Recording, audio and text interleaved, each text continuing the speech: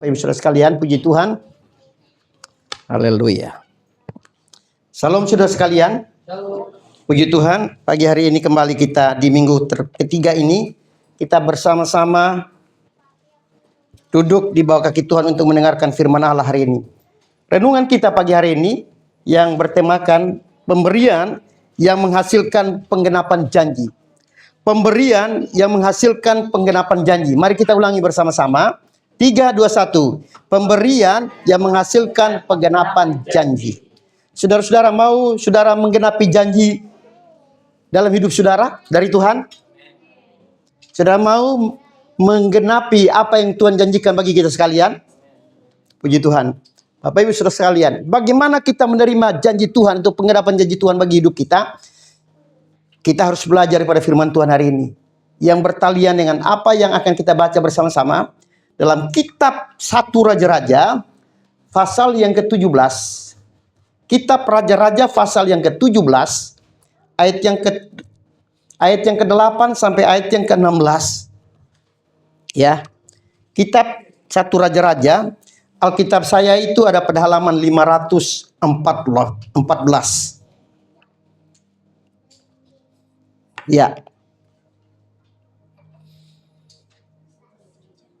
1 Raja-Raja 17 ayat 8 sampai ayat yang ke-16. Kalau sudah ketemu katakan penggenapan janji.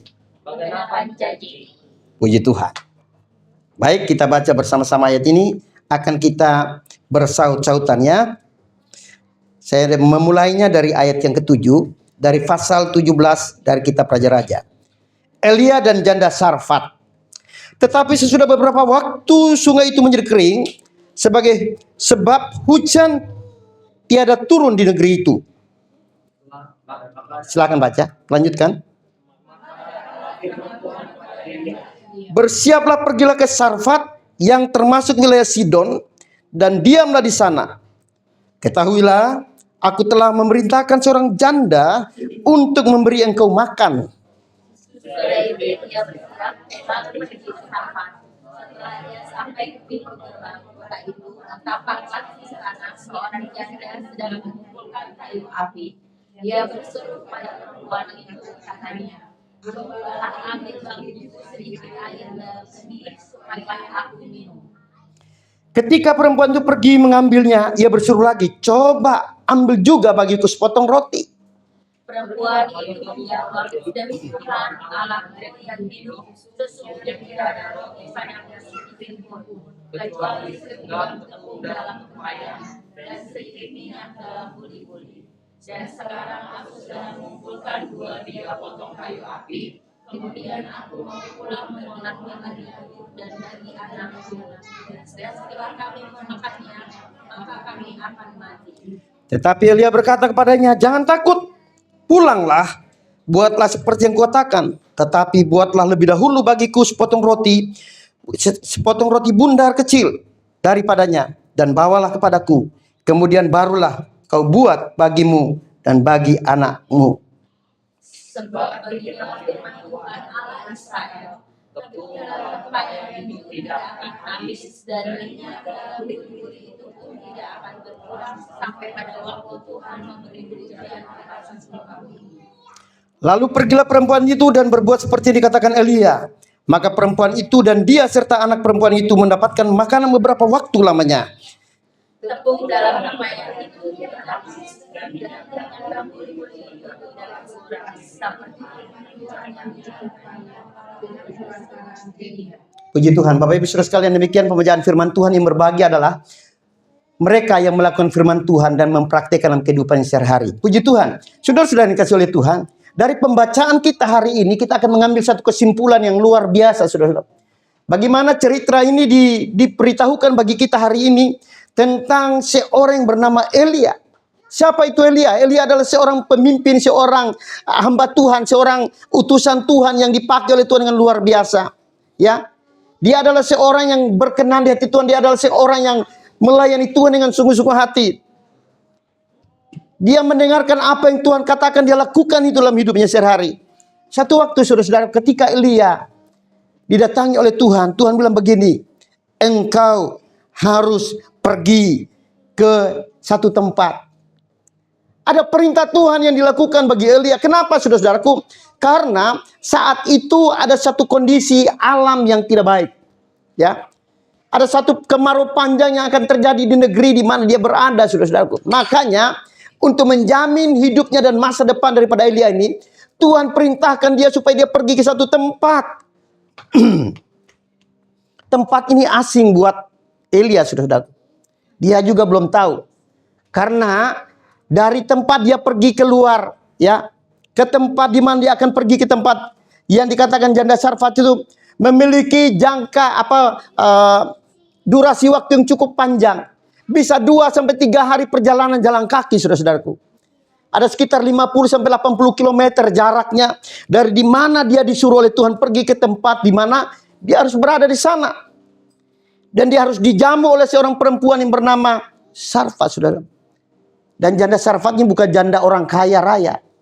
Dia bukan janda yang super, ya, dan hidup dalam kemewahan. Tidak. Janda Sarfat yang sederhana, sangat-sangat sederhana. Dia tidak memiliki apa-apa yang diandalkan dalam hidupnya. Namun Tuhan berkata kepada Elia, engkau harus pergi ke sana. Untuk apa? Supaya engkau dipelihara hidupmu. Saudara-saudara, dalam kondisi seperti itu, Elia taat kepada Tuhannya. Dia taat kepada bapaknya. Dia tidak mau kompromi apa-apa. Saya teringat akan Abraham ketika disuruh oleh Tuhan keluar dari Ur Kasdim, pergi ke satu kota Kanaan. Ini pun satu perjalanan iman yang masih dalam bayang-bayangan. Dia belum tahu kondisi alam di situ. Dia belum tahu keadaan yang ada di sana. Orangnya baik atau tidak. Dia nggak tahu, saudara-saudara. Tapi ini yang dilakukan oleh Elia ini. Dia harus pergi ke sana. Bayangkan 50 sampai 80 km jarak dari tempuh dari tempat dia tinggal, ya. Daerah yang dia tinggal itu adalah daerah pegunungan. Dan medannya itu medan yang sangat berat. Bukan medan yang baik. Medan yang sangat terjal, ya. Ada lembah dan bukit, gunung, hutan lebat, dan dia harus melewati itu. Itu bukan perkara mudah ketika dia disuruh oleh Tuhan untuk pergi ke sana. Itu perkara besar, perkara yang luar biasa. Namun karena ketaatan imannya dibuktikan oleh Elia, dia pergi ke sana, saudara. Ya, dia pergi ke sana, walaupun harus melewati lembah dan pegunungan, hutan belukar, dia tetap pergi dan taat. Perjalanan tidak menjadi masalah buat Elia, walaupun 2-3 hari harus melewatinya, tapi dia terus jalan. Kenapa? Karena dia taat. Ini akibat karena ketaatan inilah, maka dia akan melihat janji Tuhan yang digenapi dalam hidupnya, saudara-saudara. Digenapi oleh Tuhan dalam janji itu ketika dia taat kepada Tuhan. Orang yang taat kepada Tuhan, dia akan diperhitungkan oleh Tuhan. Amin. Orang yang taat kepada Allah, dia akan diperhitungkan oleh Tuhan. Apapun masalah dan problemnya, pasti Tuhan akan menolong dia dan memberikan kepastian iman kepadanya. Dan itu yang dialami oleh Elia ini. Dia jalan, saudara-saudaraku. Ketika berbicara tentang mujizat, saudaraku, ya, bagi Elia dari seorang janda Sarfat ini, maka kita akan melihat bagaimana Tuhan menolong orang yang sungguh-sungguh taat kepada Tuhan. Hanya bentuk ketaatanlah yang diperhitungkan oleh Tuhan. Dia dipelihara dan dijaga oleh Tuhan. Dan musim kemarau itu bukan 1-2 bulan, 1-2 tahun, itu cukup lama, saudara. Tapi Tuhan pelihara dia dengan seorang wanita sederhana. Saudara-saudaraku, jangan kita merasa kalau dia sudah orang kaya pasti menjamin kehidupannya. Oh, saudara-saudara, tunggu dulu. Allah punya cara untuk menolong orang yang sederhana, untuk memberkati orang yang sedang dalam pergumulan, saudara. Jangan kita menganggap enteng itu orang, nggak penting itu orang itu, nggak selevel, saudara. Jangan-jangan dia orangnya yang menjadi saluran berkat buat kita. Amin. Jangan-jangan itu orang yang sederhana yang tidak ada apa-apa itu yang menjadi saluran berkat buat kita. Jangan pernah menganggap enteng seseorang, saudara-saudaraku. Kita selalu beranggapan orang kaya itu bisa membantu kita. Tunggu dulu Bapak Ibu Saudara sekalian. Orang kaya itu pelit. Jangan-jangan orang miskin itu yang memberkati kita. Betul saudara-saudara. Orang kaya jauh lebih pelit daripada orang sederhana. Ini bukti dalam Alkitab. Kenapa Tuhan tidak suruh Elia untuk pergi kepada orang kaya? Kan pasti banyak orang kaya di sana, Pak. Betul nggak? Tapi kenapa Tuhan pakai ini perempuan sederhana yang tidak punya apa-apa? Nggak punya uang di rekening. Nggak punya uang apalagi di deposito. Boro-boro. Cerita dalam Alkitab ini, itu cerita serius, saudara. Yang ada pada orang miskin ini, janda ini, saudara. Apa, saudara-saudara? Tepung dalam buli-buli, dalam tempayan itu sedikit. Enggak satu apa nih? Enggak satu toples, saudara. Segenggam berapa banyak sih? Kira-kira berapa? Ibu batubara, opung. Kalau segenggam itu berapa gram itu? Hah? Ada 250 gram? 20 gram. Minyak dalam buli-buli, bicara dengan buli-buli itu bukan buli-buli besar, botol kecil. Itulah yang dimiliki oleh perempuan sederhana yang bernama janda Sarfat ini. Tapi Tuhan pakai perempuan ini, saudara, untuk menjadi alat berkat buat Elia.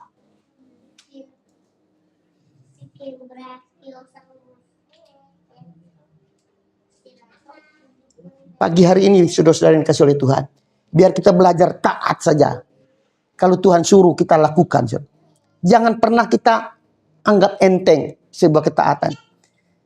Elia taat, dia pergi ke sana. Yang lebih hebatnya, saudara-saudaraku, ketika Elia masuk ke kota di mana dia harus pergi ke sana, ke Sarfat. Dia melihat seorang perempuan sedang mengumpulkan apa tadi? Mengumpulkan apa? Kayu api, beberapa potong. Kenapa beberapa potong? Ada alasannya, saudara. Apa alasannya? Kenapa beberapa potong? 2-3 potong. Karena minyaknya sedikit, karena tepungnya sedikit. Kalau dia buat banyak, buat apa? Mubazir. Betul nggak? Tapi dia kumpulkan seadanya, saudara. Sesuai dengan kebutuhan, keperluannya. Yang hebatnya, saudara, ketika dia ketemu sama perempuan itu, Elia langsung ngomong bilang ini, Ibu, apa dikatakan dialognya, saudara? Ada yang tahu dalam pembacaan kita ini? Ambilkan bagiku sedikit air. Ambilkan bagiku sedikit air. Saya mau tanya pada saudara-saudara. Waktu dia ambil air itu musim apa pada saat itu? Musim apa? Kering. Musim kemarau. Musim kering. Air sulit. Air mahal. Tapi Elia bilang, ambil sedikit air. Aku mau minum. Ini lancang sekali Elia ini, saudara. Betul nggak? Lancang nggak dia? Belum kenal orangnya. Tapi dia lancang betul. Dia bilang, ambil kasih saya airnya. Nggak cukup sampai di situ. Apa yang dilakukan oleh Elia? Apa yang dilakukan oleh Elia? Saudara tahu? Apa?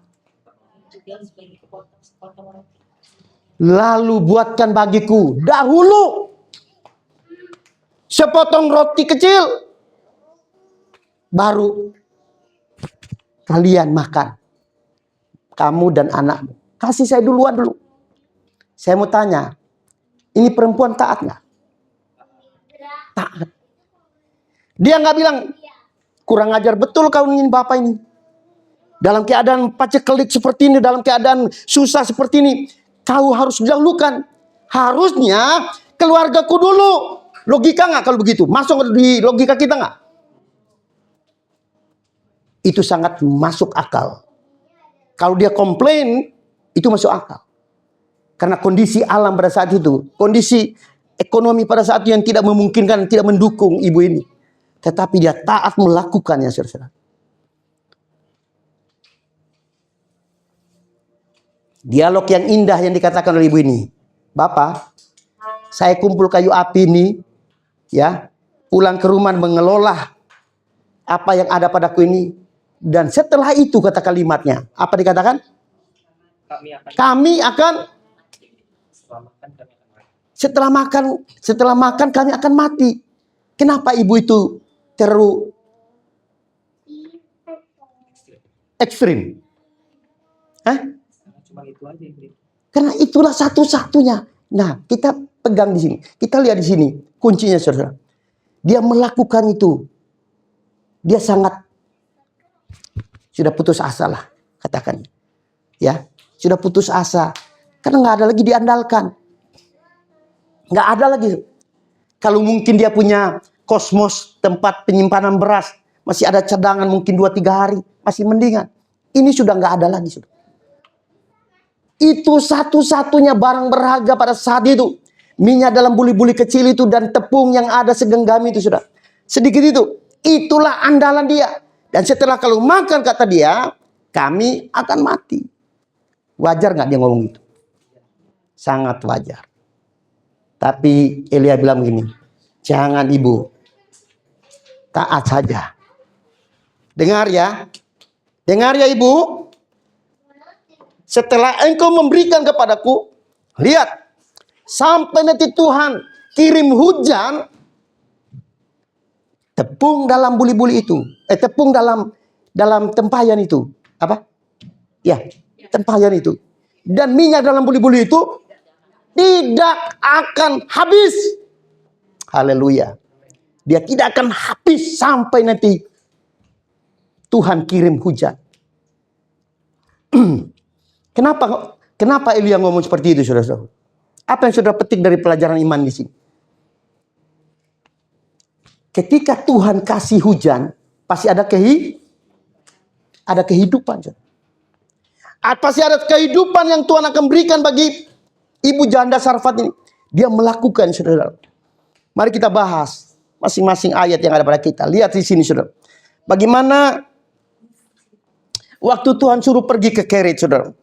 Mari kita baca ayat yang ke-7 sampai ayat yang ke-9 berkata begini. Tetapi sesudah beberapa waktu sungai itu menjadi kering, sebab hujan tiada turun di negeri itu. Maka datanglah firman Tuhan kepada Elia, bersiaplah, pergilah ke Sarfat, masuklah wilayah Sidon dan diamlah di sana. Ketahuilah, aku telah memerintahkan seorang janda untuk memberi engkau makan. Jadi Tuhan yang perintahkan, saudara. Makanya ada koneksi antara janda Sarfat dengan linknya Tuhan, saudara. Dia nggak komplain ketika dia minta sesuatu kepada janda Sarfat ini. Ada koneksi yang ya, hubungan yang sangat indah, saudara. Makanya wanita ini tidak pernah ngomong apa-apa, dia hanya taat saja. Karena Tuhan sudah perintahkan wanita itu. Sekali lagi bukan orang kaya diperintahkan Tuhan untuk memelihara Elia, tapi seorang janda miskin yang sangat sederhana. Untuk apa, saudara-saudara?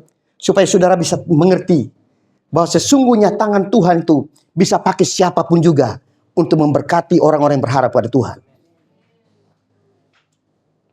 Bukan orang kaya, bukan orang yang mampu, bukan orang mapan, tapi orang yang sederhana yang Tuhan bisa pakai itu. Saudara-saudara, saya ingat ketika Tuhan memberi makan 5.000 orang. Tuhan pakai siapa, saudara-saudara? Orang kaya? Anak sebesar Elion ini aja. Makanan siangnya dia, ya, yang Tuhan pakai untuk memberkati banyak orang. Kasih makan berapa orang? Berapa mulut, saudara-saudara? Bukan 5.000, lebih dari itu. Karena wanita tidak dihitung, anak-anak tidak dihitung. Menurut tafsiran bisa 15.000 orang. Bayangkan, saudara-saudaraku. Ini dari seorang anak kecil yang bekal makanan siangnya itu dipakai oleh Tuhan untuk memberkati banyak orang. Banyak mulut, saudara. Artinya apa, saudara? Saya memberitahu saudara, kalau kita rela melakukan sesuatu yang benar di hadapan Tuhan, apapun yang saudara berikan bagi Tuhan, Tuhan akan melipat gandakannya bagi kita. Amin. Itu janji Tuhan bagi kita. Cuma seringkali akal kita yang berbicara, mana mungkin sih? Mana mungkin, mana bisa itu? Kalau saya kasih Tuhan apa yang saya harus, apa imbalan dari Tuhan buat saya? Seringkali kita hitung-hitungan kalkulasi dengan Tuhan. Kita tidak tahu cara Tuhan untuk menolong kita. Kita tidak tahu cara Tuhan untuk memberkati kita, melipat gandakan apa ada pada kita itu dengan caranya yang ajaib, saudara. Dan saya mau katakan hari ini, Tuhan melakukan itu bagi perempuan janda ini. Saudara-saudara, jika perempuan janda Sarfat ini tidak taat kepada apa yang dikatakan oleh Elia, kira-kira dia bisa hidup nggak, saudara-saudara? Kemungkinan besar, saya bisa pastikan dia akan mengalami kematian. Karena itu masa sangat sukar, saudara. Di Israel itu bukan gaya negara kita, sudah subur. Tanam kayu jadi singkong, ya. Lempar batu jadi tanaman katanya. Kata plus-plus punya lagu. Enggak seperti itu. Di sana itu gersang kayak di kampung saya di NTT. Ya. Gersang kami. Batu karang. Apa yang tumbuh? Enggak ada yang tumbuh. Enggak ada yang diharapkan. Hanya pohon lontar, saudara-saudara. Yang hanya hidupnya dari situ. Tapi kami orang NTT enggak pernah mati, saudara. Karena kami dipelihara oleh Tuhan. Kenapa? Kalau kita mengandalkan Tuhan, saya jamin Tuhan pasti pelihara hidup kita. Ya. Jadi Elia pergi, dia melakukan apa yang Tuhan mau dari hidupnya. Dikatakan begini, sungai itu akan kering, ya, dan tidak akan turun hujan. Tuhan suruh Elia untuk pergi ke janda Sarfat di Sidon, ya, dan tinggal di sana.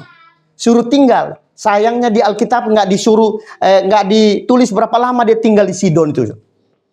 Tapi saya tahu selama hujan itu belum turun, itu dia ada di sana. Karena dia disuruh oleh Tuhan untuk dia tinggal di sana, untuk dipelihara oleh Tuhan, oleh janda Sarfat.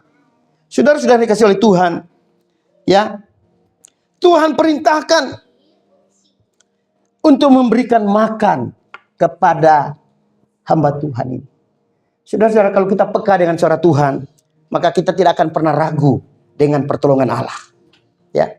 Kalau kita taat dan kita tidak ragu akan keputusan Tuhan atas perintah Allah, maka kita akan melakukannya dengan sungguh-sungguh hati, saudara-saudara.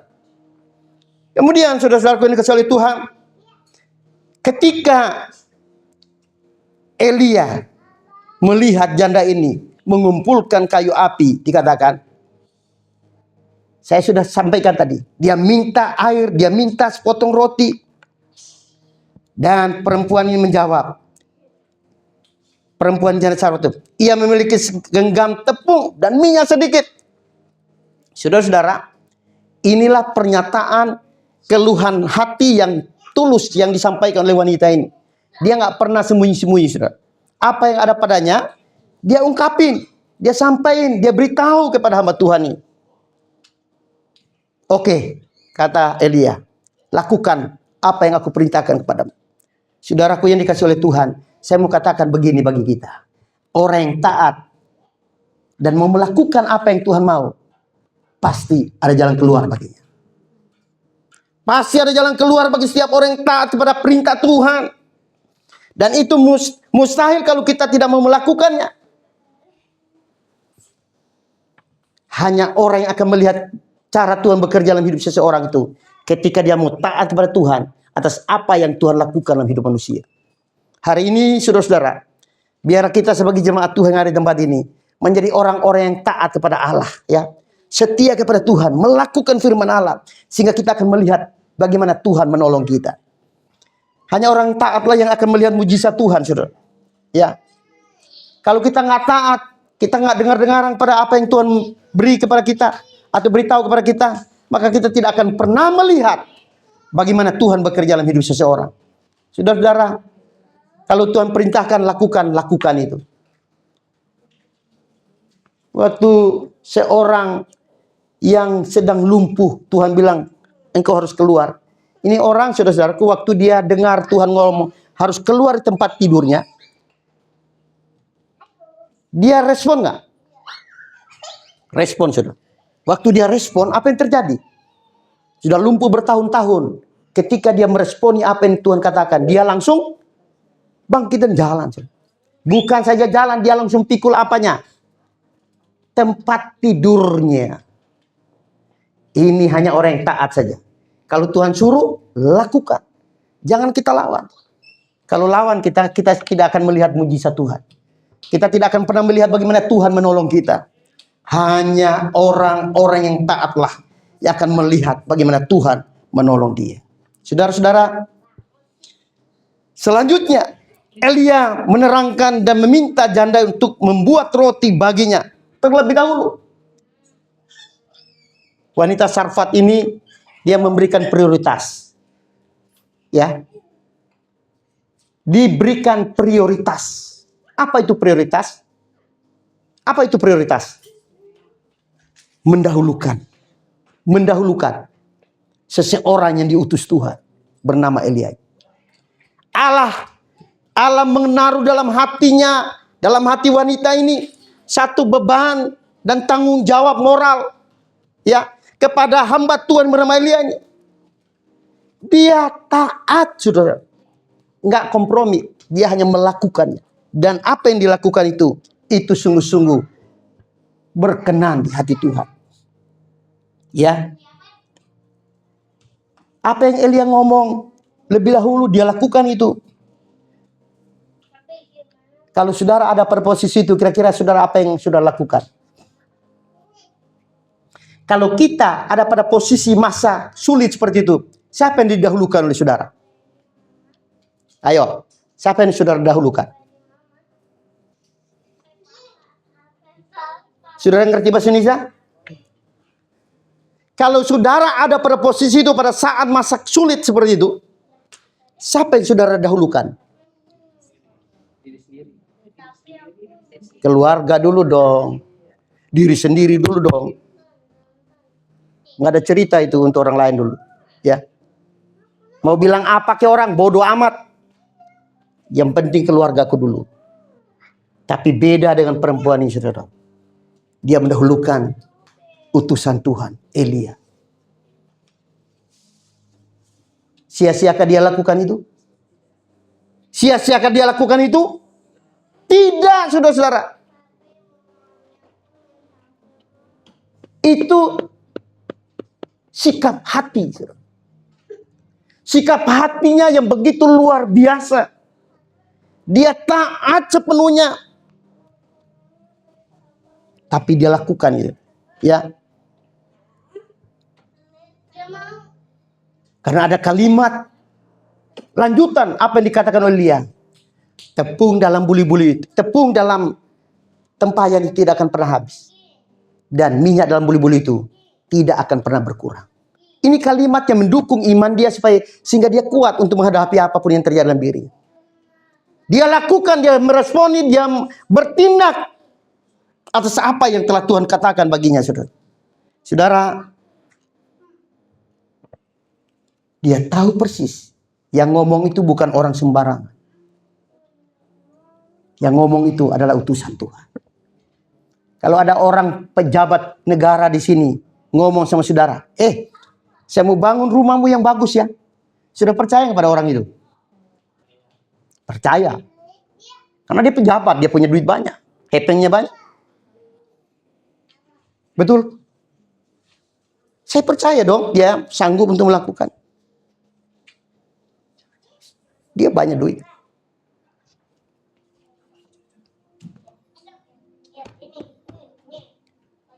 Janda Sarfat ini belum kenal betul ini Elia. Tapi dia tahu. Karena itu konfirmasi dari sorga. Konfirmasinya apa? Tuhan bilang begini tadi. Aku pergi engkau ke sana, ke kota itu. Ada orang yang aku utus untuk menjamin hidupmu.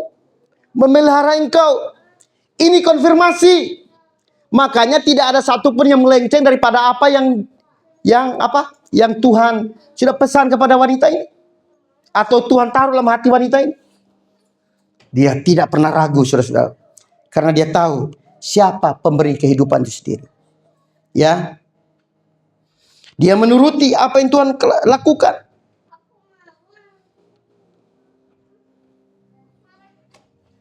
Ayat yang ke-15 dan ayat yang 16 berkata begini. Mari kita baca bersama-sama. 15 dan ayat 16. Sebagai bahan perenungan kita hari ini. 15 dan ayat 16. Dikatakan begini. Lalu pergilah perempuan itu dan membuat seperti yang dikatakan Elia. Maka perempuan itu dan dia serta anak perempuan itu mendapatkan makanan beberapa waktu lamanya. Ayat 16. dalam kemayan itu tidak habis, dan minyak dalam buli-buli itu tidak berkurang, seperti firman Tuhan yang diucapkannya dengan perantaraan Elia. Kalimat tidak berkurang, saudara-saudaraku, artinya apa yang segenggam tadi itu nggak habis-habis, sudah. Betul nggak? Itu tetap utuh. Kok dia bingung, dia olah kasih hamba Tuhan, kok itu masih tetap aja nggak berubah? Nggak berubah. Minyaknya juga waktu dia tuang ke kuali, saya nggak tahu ada kuali itu apa waktu itu. Wajannya, kuali lah, kualian dari tanah gitu. Belum ada teknologi waktu sudah ada itu kuali dari aluminium, dari apa namanya, tanah liat. Dia goreng, dia tuang, habis nggak? Nggak pernah berkurang. Arti berkurang itu tidak pernah sedikit pun berkurang. Apa sih namanya bahasanya? Itu tetap utuh. Itu minyak itu, saudara, itu mujizat loh. Kalau Tuhan hadir dalam keluarga kita, dalam rumah tangga kita, saya mau beritahu saudara hari ini, kabar baiknya, saudara tidak perlu ragu dengan Tuhan. Pasti Tuhan pelihara hidup kita. Kalau Yesus ada dalam keluarga kita, maka Yesus menjadi jaminannya bagi kita. Saudara tidak akan pernah kekurangan dan tidak pernah berkurang berkat yang Tuhan sudah berikan bagi kita itu. Ya, tetap hidup bergantung sama Tuhan. Wanita ini, saudara-saudara, dia bergantung kepada Tuhan.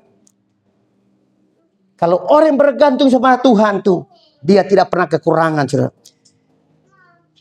Mazmur 34 ayat 11. Mazmur 34 ayat 11 berkata begini.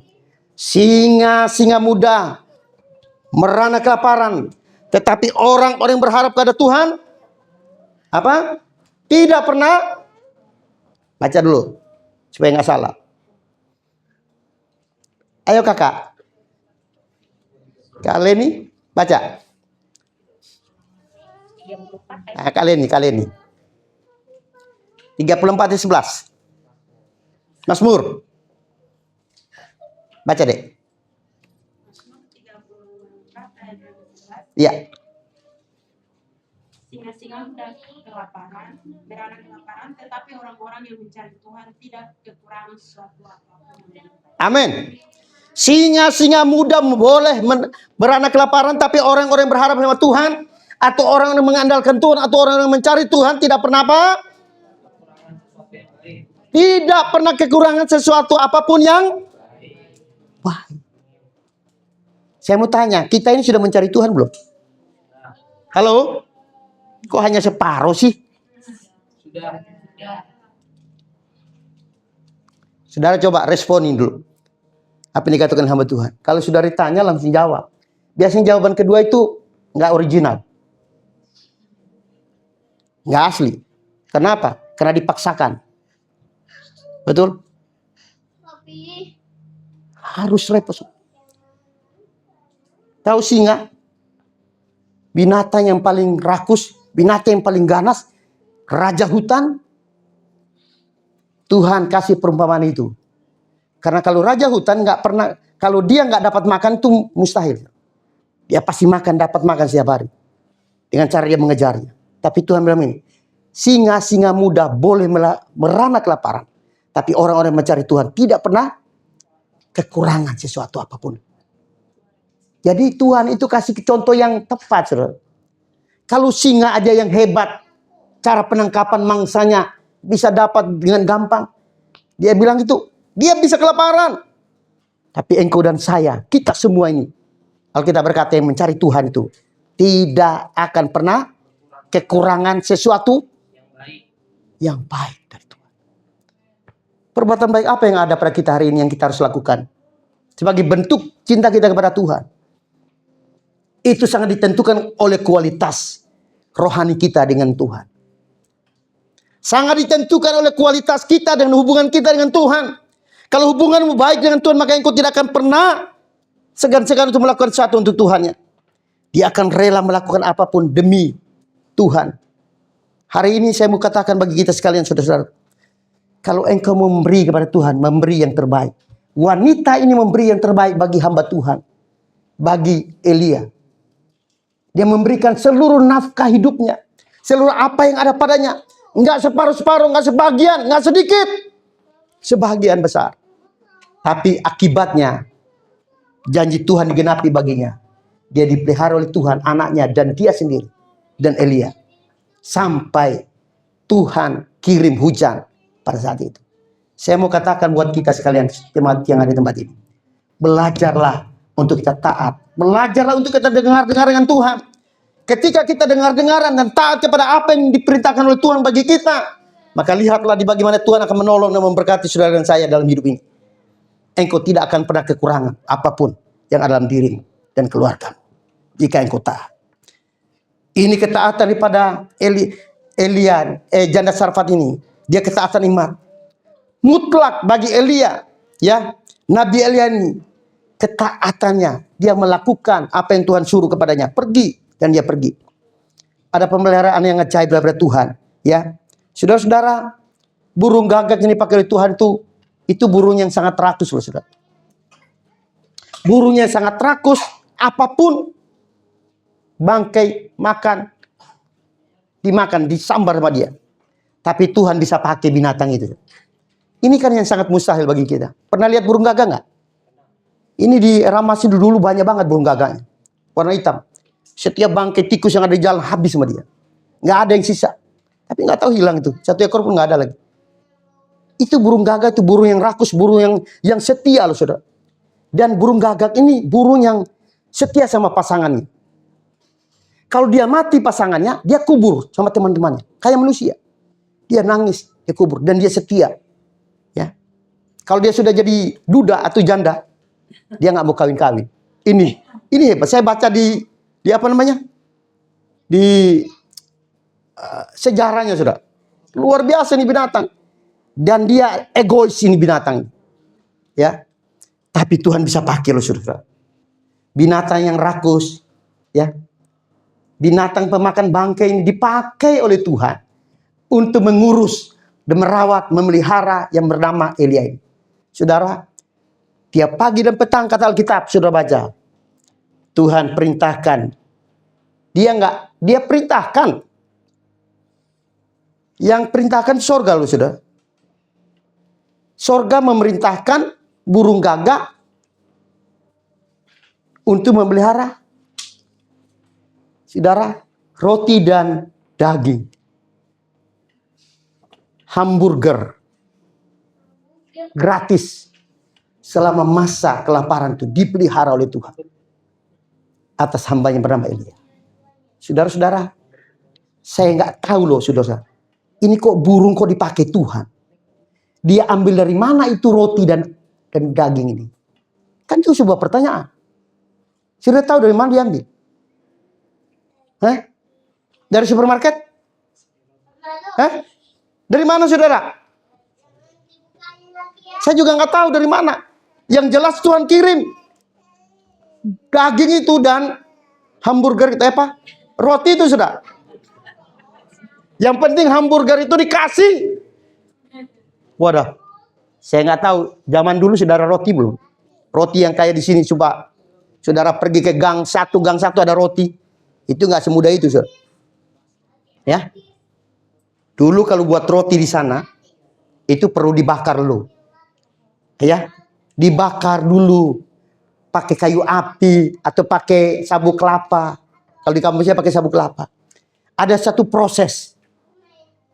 Lalu burung ini saya lagi mengkonstruksikan bagaimana menggali bagaimana ini burung kok bisa dapat kok rotinya ada di sana, ya dagingnya ada di sana. Tiap hari loh, sudah rutin loh. Ini gak perkara mudah. Kalau satu kali mungkin ya wajar-wajar lah. Ini tiap pagi, sore, petang loh. Ya, pagi, ya petang itu mulai di jam 3, jam 2, jam 3 itu sudah petang itu. Jam 3 sampai ke sore hari atau jam 7 malam. Itu petang itu. Saya nggak tahu dari mana dia dapat tuh. Tapi yang jelas Tuhan bisa pakai burung ini untuk memberkati Elia. Hebat nggak? Wanita sederhana dipakai Tuhan. Sekarang burung gagak yang rakus dipakai Tuhan. Apa sih yang susah buat Tuhan untuk dia melakukan satu untuk manusia yang percaya pada Tuhan? Nggak ada, sudah. Terlalu mudah buat Tuhan untuk melakukan sesuatu demi menghidupi masa depannya pada umat yang mengasihi Tuhan. Percayalah Tuhan akan menolong kita, saudara. Ketika engkau taat dan tunduk kepada otoritas ilahi daripada Tuhan. Ya, sungai itu menjadi kering. Saudara-saudara, Tuhan mengutus Elia ke sungai yang kering itu. Untuk apa? Persiapan dia, saudara. Untuk dia bisa menghadapi Baal nanti di Gunung Karmel. Jadi Tuhan menguji dia di sana. Ya. Di masa sukar itu, Tuhan itu menjadi sekolah kehidupan bagi Elia ini. Untuk mempersiapkan diri dia menghadapi 450 Nabi Baal dengan sendirian, saudara. Saya mau beritahu saudara, Tuhan itu bisa memakai caranya dengan luar biasa. Bayangkan Elia diperhadapkan dengan 450 Nabi Baal. Itu orang-orang hebat. Elia sendirian. Tapi Elia bisa mengalahkan mereka. Kenapa? Karena di belakangnya ada Tuhan. Di depannya ada Tuhan. Di belakangnya ada Tuhan. Di samping ada Tuhan. Dia tidak perlu takut. Dia hadapi semua itu. Dan dia bantai semua. Saya mau katakan begini. Tuhan itu bisa pakai apapun. Dengan cara apapun. Dimanapun. Ya. Dalam kondisi apapun. Dia bisa pakai itu caranya. Untuk memelihara. Menjaga. Dan melindungi kita selalu. Biar kita pagi hari ini meresponi firman Tuhan yang kita dengar bersama-sama. Menjadi bahan perenungan kita bersama. Tidak sekedar kita dengar, tapi kita bisa mempraktekkan dalam hidup kita sehari-hari. Sehingga menjadi bahagian iman kita. Untuk kita mempraktekkannya. Demi sebuah keyakinan kita kepada Tuhan. Yang telah mempercayakan kita untuk mempercayai dia. Sebagaimana Elia ini. Saudara-saudara, saya percaya orang yang melakukan firman Tuhan akan mengalami keberkatan pada Allah. Karena Tuhan memberkati saudara sekalian. Mari kita datang pada Tuhan sambil kita belajar untuk taat kepada Bapa. Haleluya. Katakan, ku mau menyenangkanmu, menyenangkanmu. Tuhan, ku mau menyenangkanmu.